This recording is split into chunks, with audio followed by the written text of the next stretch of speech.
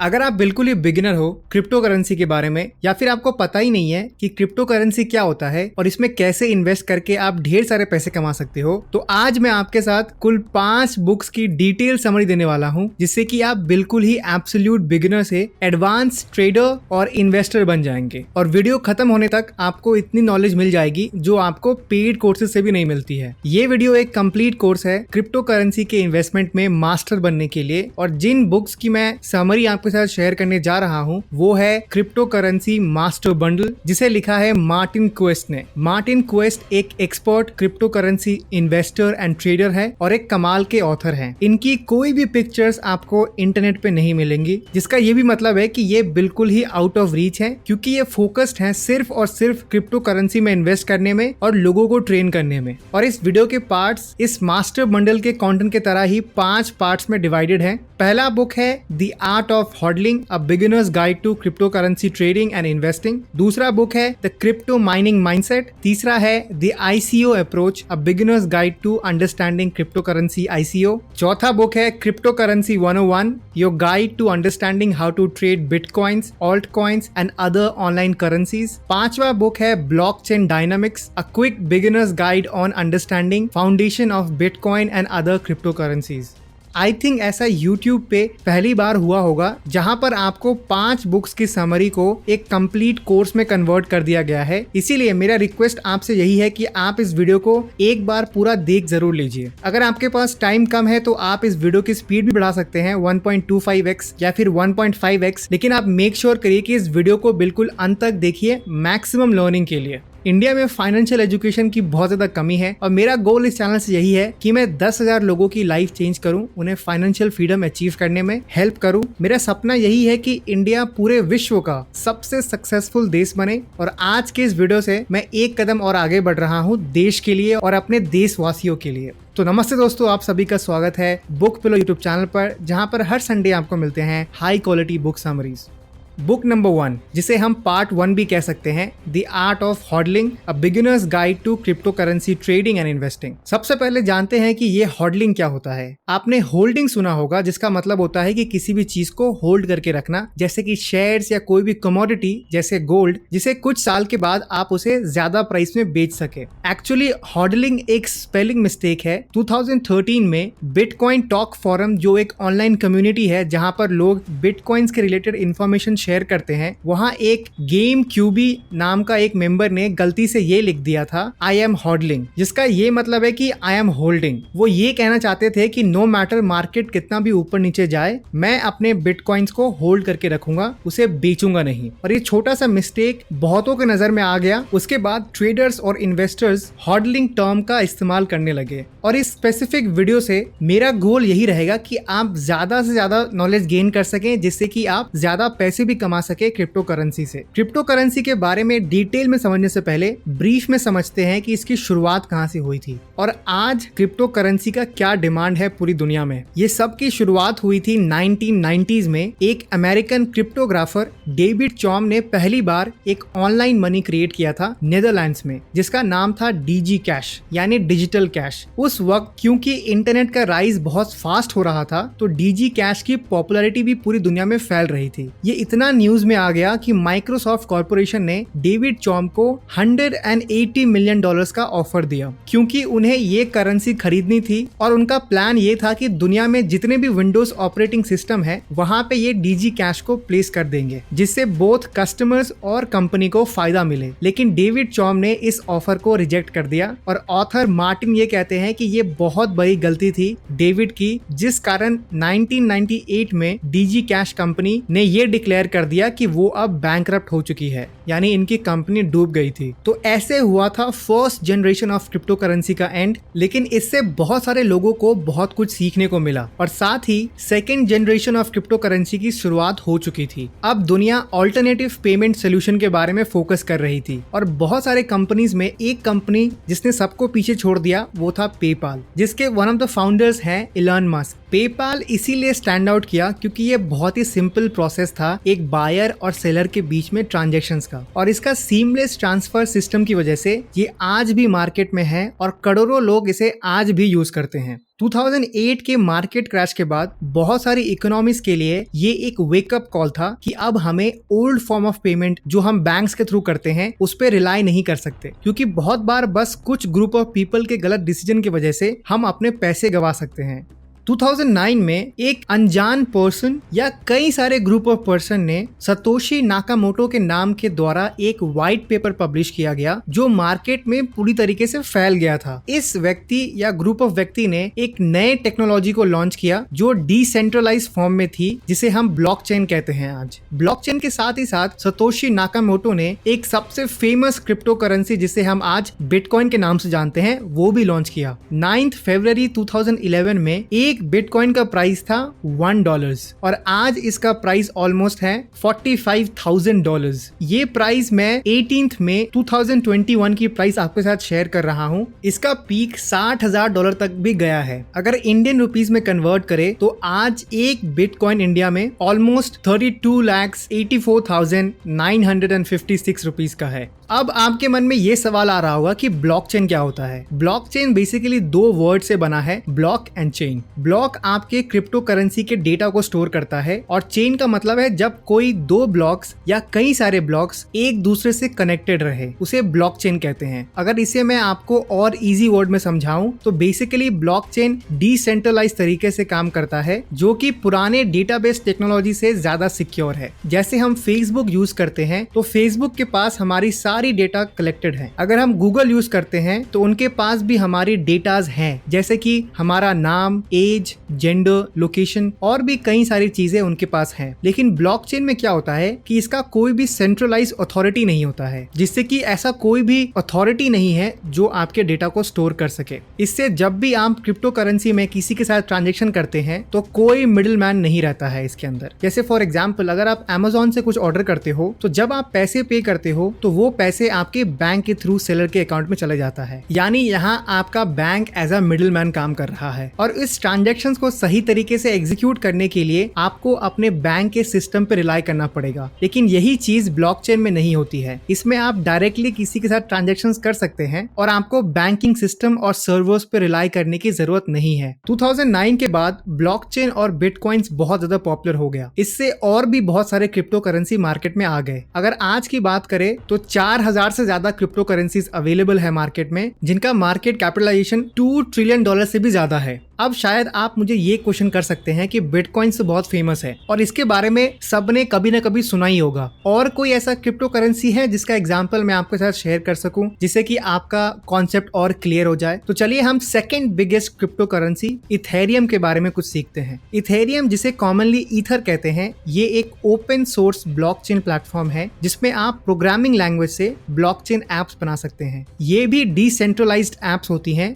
जो किसी भी थर्ड पार्टी के साथ जुड़ी हुई नहीं होती है। इथेरियम को विटालिक बुटेरिन ने लॉन्च किया था जुलाई 2015 में, और बहुत कम टाइम में इथेरियम को काफी ज्यादा सपोर्ट मिल रहा था बिजनेस और कंज्यूमर्स और डेवलपर्स कम्युनिटी से, क्योंकि ये एक कमाल का प्लेटफॉर्म है और डेफिनेटली एक फ्यूचरिस्टिक कंपनी है जिसकी मार्केट कैपिटलाइजेशन है $500 बिलियन। इथेरियम की वजह से बहुत सारे स्टार्टअप्स ने अपने खुद का क्रिप्टो करेंसी क्रिएट किया। तो आप मुझसे ये क्वेश्चन पूछ सकते हैं कि क्रिप्टो करेंसी का फ्यूचर क्या है। सबसे बड़ा मोटिवेशन जो क्रिप्टो करेंसी के डेवलपमेंट को बूस्ट कर रहा है वो है एक नए तरीके से फाइनेंशियल और टेक्नोलॉजिकल बैरियर्स को रिमूव करना और ट्रेड और फाइनेंस को और इजी करना। हजारों क्रिप्टो करेंसीज अवेलेबल है फिलहाल। हो सकता है कि सारे ही रेवोल्यूशनरी ना रहे, लेकिन कुछ क्रिप्टो करेंसीज डेफिनेटली आने वाले सालों में भी रहने वाला है और ये एक चेंज लाने वाला है कि हम कैसे किसी को पे करते हैं या किसी से पेमेंट रिसीव करते हैं, और इन जनरल बैंकिंग सिस्टम भी चेंज होने वाला है फ्यूचर में। डिजिटल फाइनेंस आने वाला फ्यूचर है अगर हम टॉप एक्सपर्ट्स की बात माने तो ये था ब्रीफ में ओवरव्यू ऑफ क्रिप्टो करेंसीज, जिसमें आपने ये सीखा कि क्रिप्टो करेंसी की शुरुआत कैसे हुई, जहां पे हमने डीजी कैश के फेलियर के बारे में सीखा। उसके बाद कैसे सतोशी नाकामोटो, एक बिल्कुल ही अनजान व्यक्ति, ने कैसे ब्लॉकचेन और बिटकॉइंस को लॉन्च किया जो एक डिसेंट्रलाइज फॉर्म में काम करता है। उसके साथ ही साथ हमने इथेरियम के बारे में सीखा और क्रिप्टो करेंसी का फ्यूचर क्या है ये भी हमने जाना। क्रिप्टो करेंसी बेसिकली एक फॉर्म ऑफ मनी है जिसे हम यूज कर सकते हैं किसी भी प्रोडक्ट या सर्विस को खरीदने या बेचने के लिए। ऑथर ने मनी को डिफाइन किया है, money is something that is used to represent the value of other things, यानी पैसे किसी दूसरे चीज की वैल्यू को रिप्रेजेंट करता है। फॉर एग्जाम्पल, एक फोन की क्या वैल्यू है इसे हम एक प्राइस से डिसाइड कर सकते हैं, यानी 40,000 का फोन ये रिप्रेजेंट करता है कि उसकी वैल्यू क्या है। और जाहिर सी बात है कि वो एक 10,000 के फोन से बेटर फीचर्स आपको प्रोवाइड करेगा और साथ ही साथ आपको जो बेनिफिट्स मिलेंगे वो ज्यादा मिलेंगे। किसी भी प्रोडक्ट या सर्विस की कंपैरिजन बहुत मुश्किल हो जाती है अगर उसे हम किसी वैल्यू से रिप्रेजेंट ना करें। इसीलिए पैसे हमें किसी और चीज की वैल्यू बताती है। पहले लोग नमक, गेहूं, शेल या गोल्ड कॉइन से किसी भी चीज की वैल्यू को रिप्रेजेंट करते थे, लेकिन इसमें काफी ज्यादा प्रॉब्लम थी। मान लीजिए कि आपको एक बिस्किट का पैकेट खरीदना है ग्रोसरी स्टोर से, तो क्या आप 10 केजी नमक कैरी कर सकते हैं अपने साथ? और अगर फ्यूचर में फिर से एक महामारी आ गई और आपको पूरे महीने का राशन खरीदना है, तो क्या आप इमेजिन कर सकते हैं कि आपको कितनी नमक की बोरियां कैरी करनी पड़ सकती है अगर नमक को आप एक मोड ऑफ पेमेंट यूज करें तो? इसीलिए कुछ सेंचुरीज पहले हमने मनी के कॉन्सेप्ट को यूज किया जो इजी टू कैरी हो और साथ ही साथ सबके लिए फेयर हो, यानी ऐसा ना हो कि आपको 10 लीटर पानी के लिए अपने जूते देने पड़े, जो पहले बार्टर सिस्टम में हुआ करता था। ऑथर अब हमें फिएट मनी के बारे में एक्सप्लेन करते हैं। फिएट मनी उस पैसे को कहते हैं जिसे गवर्नमेंट द्वारा इशू किया जाता है और उसकी वैल्यू भी गवर्नमेंट ही डिसाइड करती है। जैसे कल को आप किसी भी पेपर में 100 रुपए लिखकर दुकान से कुछ खरीद नहीं सकते क्योंकि वो एक लीगल टेंडर नहीं है। और डिजिटल मनी वो पैसे हैं जो लीगल टेंडर हैं और जिन्हें आप डिजिटली स्टोर करते हो। तो आपके मन में ये क्वेश्चन आ सकता है कि दुनिया तो बहुत ही अच्छी चल रही है फिएट और डिजिटल मनी से, अब एक एक्स्ट्रा कॉम्प्लिकेटेड करेंसीज की भला जरूरत ही क्या है? क्यों ना डिजिटल मनी और इसके सिस्टम को और बेहतर किया जाए। लेकिन ऑथर का कुछ अलग मानना है। द रीजन क्रिप्टो करेंसी काम आने वाला है क्योंकि नंबर 1, इसमें लो रिस्क ऑफ डिसरप्शन है। डिसरप्शन यानी डिस्टर्बेंस या टेक्निकल प्रॉब्लम्स होना। डेविड जॉन ग्रैंडी जो ग्लोबल ब्लॉकचेन हेड है दुनिया की one of the biggest bank डैंक्स बैंक के, वो ये कहते हैं कि एक ही तरीका है ब्लॉकचेन को बंद करने का या इसमें प्रॉब्लम क्रिएट करने का, वो है जब आप पूरी दुनिया का इंटरनेट को बंद कर दे, जो प्रैक्टिकली इम्पॉसिबल है आज की डेट में। दूसरा रीजन है कि क्रिप्टो करेंसीज काम करता है क्योंकि ये impossible to fake and impossible to control है और डेफिनेटली डिसेंट्रलाइज्ड है,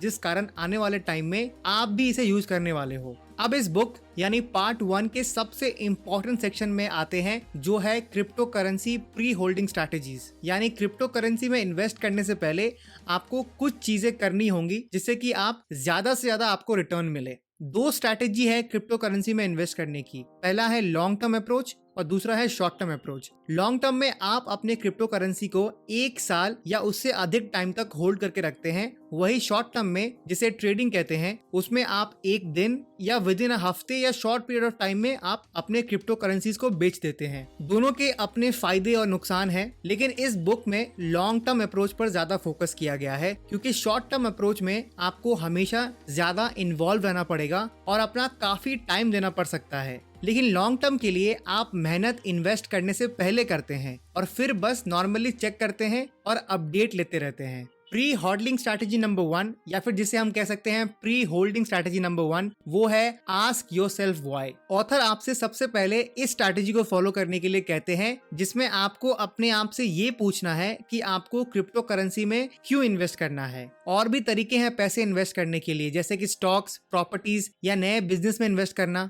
मैंने जब ये अपने आप से पूछा तो मेरा आंसर था क्रिप्टो करेंसी एक फ्यूचरिस्टिक है और डाइवर्सिफिकेशन के लिए अच्छा है, जहां पर मुझे कुछ पैसे इन्वेस्ट करके रखना चाहिए क्योंकि मुझे बाद में रिग्रेट ना हो कि यार काश मैंने 2021 में क्रिप्टो में इन्वेस्ट किया होता। इसीलिए आप भी अपने आप से ये क्वेश्चन करिए और कमेंट भी करिए कि आपको भला इस वर्ल्ड में एंट्री लेनी ही क्यों है। आपके लिए हो सकता है कि आपको ज्यादा से ज्यादा प्रॉफिट बनाने हैं या फिर आपको 2 साल बाद एक स्पेसिफिक अमाउंट ऑफ मनी चाहिए जो आप इसमें इन्वेस्ट करके कमाना चाहोगे। दूसरा प्री होल्डिंग स्ट्रैटेजी है मिनिमम रेट ऑफ रिटर्न। मैं एक्सपेक्ट कर रहा हूँ more than 20% increase in 2 to 3 years। इसी तरह आपको ये आइडेंटिफाई करना है कि आपको रियलिस्टिकली कितना मिनिमम रेट ऑफ रिटर्न चाहिए। अगर आपको 12 to 18% तक का रिटर्न चाहिए तो आप इंडेक्स फंड में पैसे इन्वेस्ट कर सकते हैं, या हो सकता है कि आपको बिल्कुल सेफ रिटर्न चाहिए और अगर आप 7% से भी आप सेटिस्फाइड हो तो उसके लिए आप एफडी में इन्वेस्ट कर सकते हैं। मेरा रिकमेंडेशन रहेगा कि आप अपने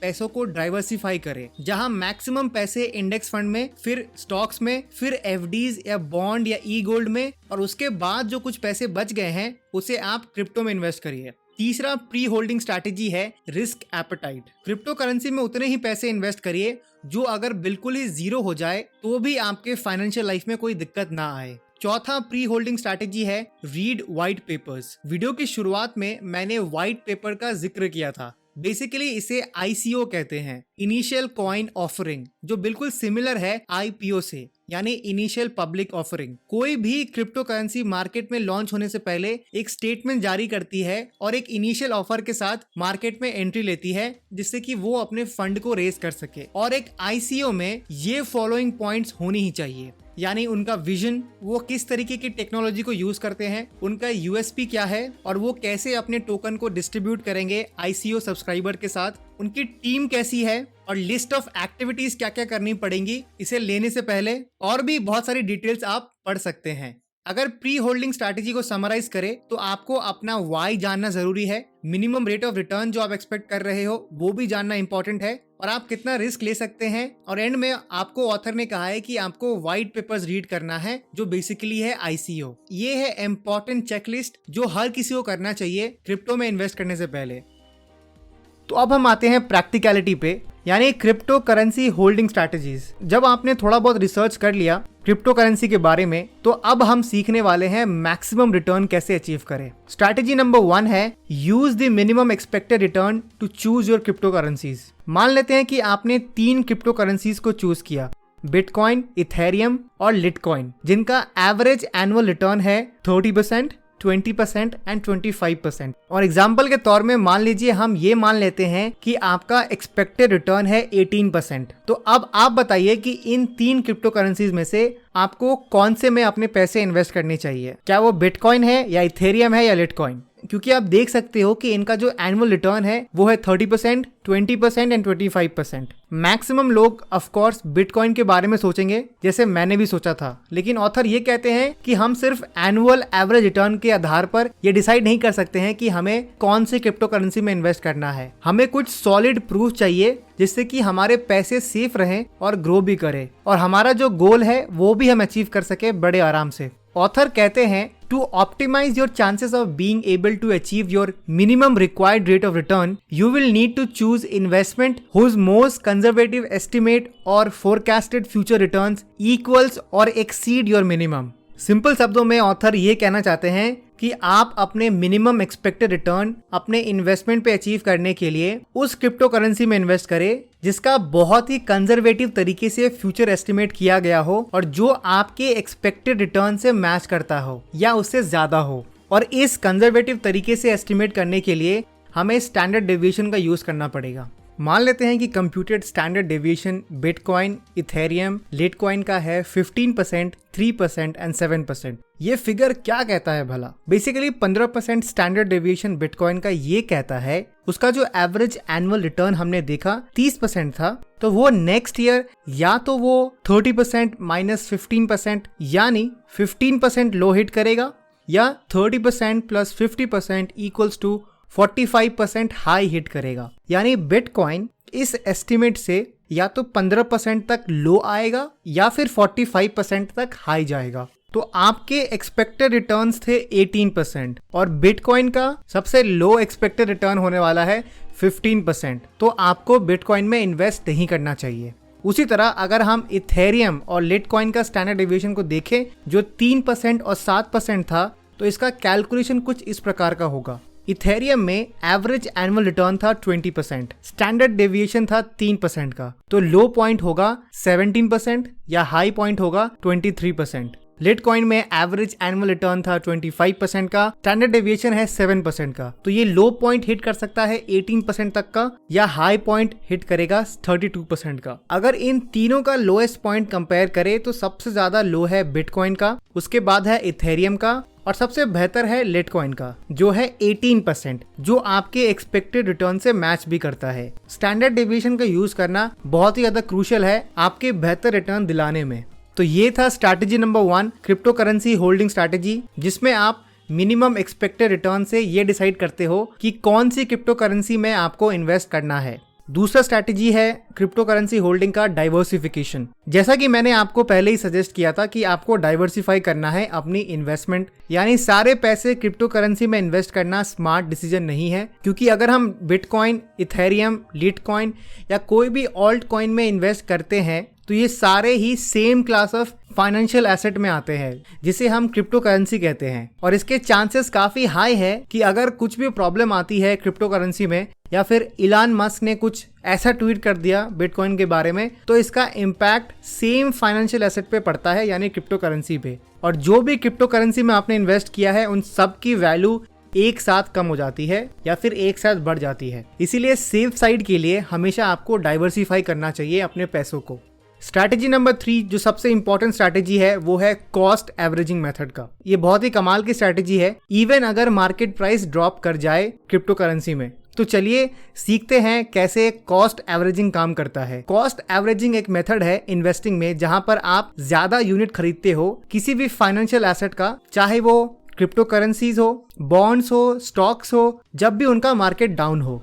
आप ये सोच रहे होंगे कि क्यों भला मार्केट डाउन होने पर ज्यादा पैसे इन्वेस्ट करना चाहिए, ये तो रिस्की है और शायद बेवकूफी भी, लेकिन ऐसा नहीं है। चलिए हम इसे एग्जाम्पल से समझते हैं। मान लीजिए आपने 10,000 रुपए का एक कोई भी कॉइन खरीदा, और जैसे ही आपने इन्वेस्ट किया उसका ठीक एक दिन बाद उस कॉइन का वैल्यू गिर गया, 6,000 हो गया। यानी आपने एक दिन में 4,000 रुपए का लॉस फेस किया, या 40% लॉस आपके इन्वेस्टमेंट पे हुआ। अब आपको अपने पैसे निकालने हैं, एटलीस्ट तब तक वेट करना पड़ेगा जब तक आपके 6,000 रुपए 10,000 रुपए ना बन जाए। देखिए अब आप कैसे कॉस्ट एवरेजिंग से प्रॉफिट कमा सकते हैं। आपने 6,000 इन्वेस्ट करके एक और सेम कॉइन खरीद लिया, तो अब आपकी टोटल इन्वेस्टमेंट कितनी हुई? 10,000 प्लस 6,000 इक्वल्स टू 16,000 रुपीज। तो इसका एवरेज कितना निकलेगा? यानी 8,000 पर कॉइन। आपके पैसे का ब्रेक इवन निकलने के लिए उस कॉइन को पहले 6,000 से 10,000 तक आना पड़ता, लेकिन अगर वो अब 8,000 पर भी आ जाए तो आपको अपने इन्वेस्टेड पैसे ऊपर हो जाएंगे।